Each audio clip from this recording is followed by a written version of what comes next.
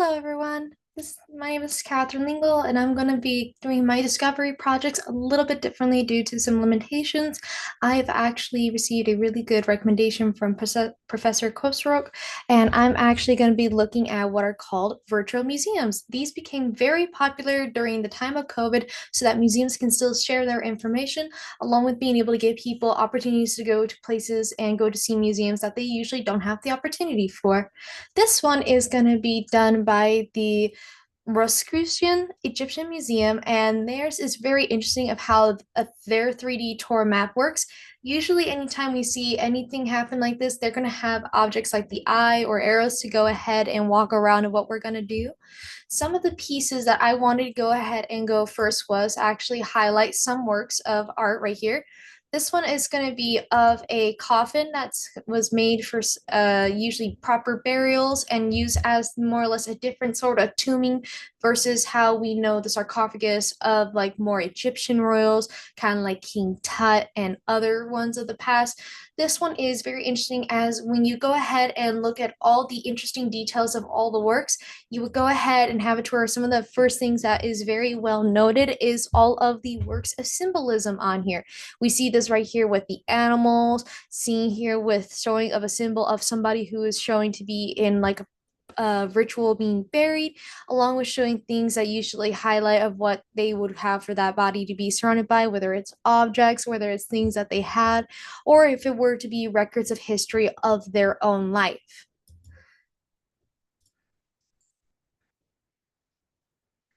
Still getting the hang of how to use this. Some of the other cool objects that are right around here is a funerary boat. This would go ahead and actually kind of show how these were going ahead and used as a form of delivering those to the afterlife. And they would have it to where it would visit to the god Abdos, which is the holy place in Egypt, where then Osiris, who is another god, would go ahead and have been entombed. This would go ahead and have the coffin of the deceased and the mourning wife on there acting the role of Isis. So mainly, whenever someone would die, they would actually have it where some one person would each represent a different god or represent a place, and they would go ahead and have it where it be something where they were very much honor the dead.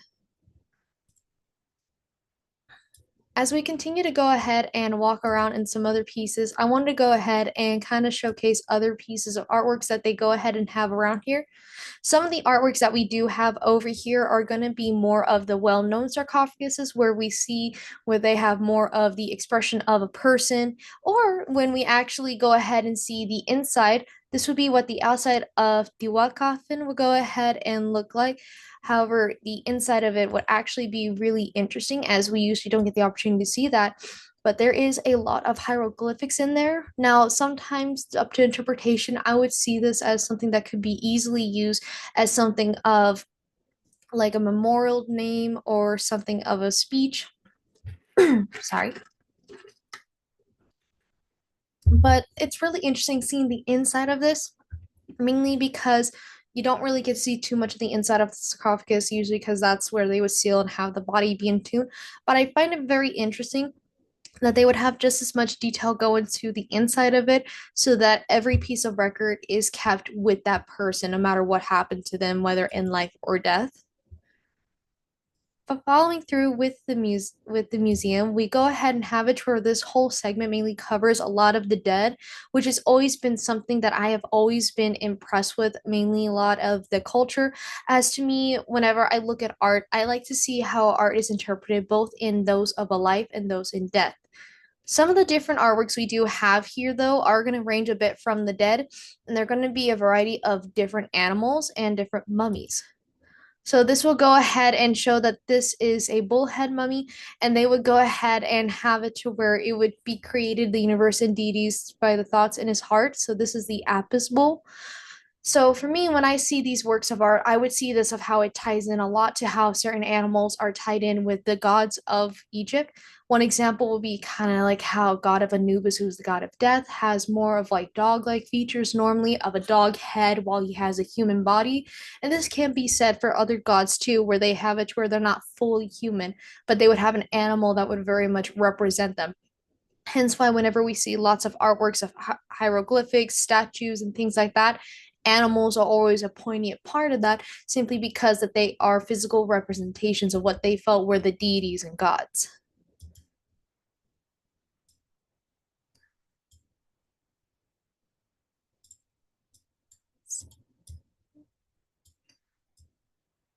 This is still a little bit new to me of doing these 360 museums. It's very interesting seeing all the work that goes into here.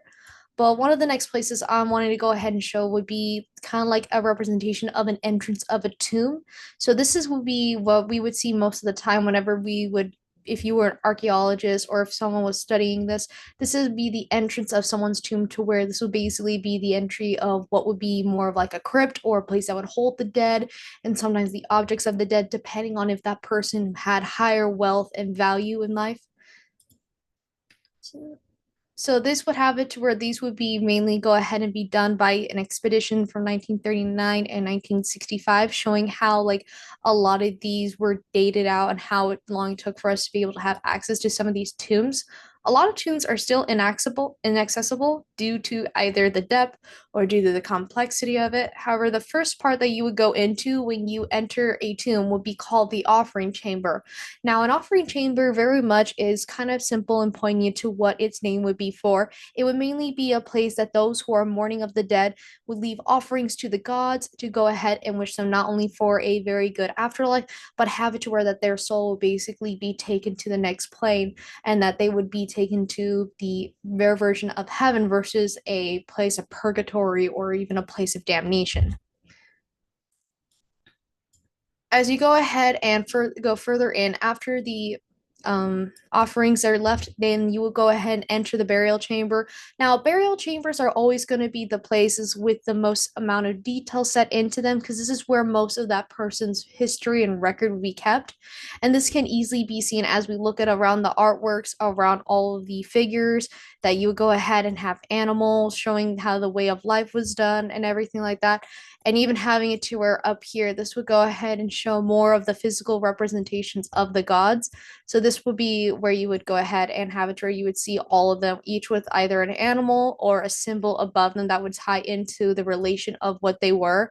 And this would basically be where they would leave everything the most simple and have it to where it just be mostly of the body if it wasn't of royalty, but they would still use most of the artwork in the walls as a way to go ahead and speak of one's history. And as we see in the arts of these, you would have it to where the people overall, while their figures and everything are mainly simple, there's a lot of work put into their clothing, and that whatever materials they would have lying around with them is what they would use to make the art. And usually these pieces of art would take a very long time for them to be done and achieved. But yeah, it's very interesting seeing how they would go ahead and as you enter a tomb and seeing how all this happens, just seeing the intricate details that they went ahead and put in, that it wasn't just their clothing, even their like artworks, but even like when it comes to that end of times where people unfortunately have to leave to the next plane of existence, that you would go ahead and be able to really have all this artwork be putting in, showing lots of respect for what happens to that person. But yeah, this is the 360 tour map of it. The last piece we will go ahead and go over, it would be a little bit weirder, but it's a mummy.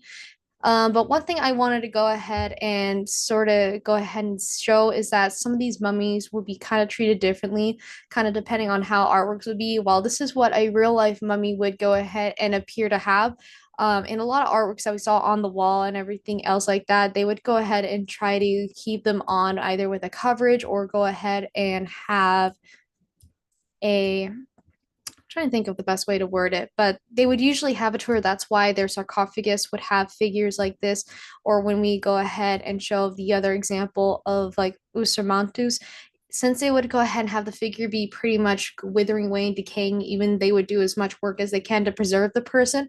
That would be why they would have faces more of theirs compared to other cultures where coffins wouldn't have faces or anything like that of that person's likeness, so that it can still go ahead and give an accurate representation of what they looked like at their best time. But yeah, this is a very interesting map. I highly recommend people going ahead and trying out the 360 virtual tours when they can, as a lot of them are available for different cultures, different points of time. And it was very interesting to go ahead and see this. My citation for this is in the MLA 9 and it is right here if you guys are very interested in going ahead and looking for it. I mainly looked it up by finding virtual tours of museums, and or you can just look by a certain subject and find virtual tours, and that's where you can go ahead and find that as well. Thank you so much.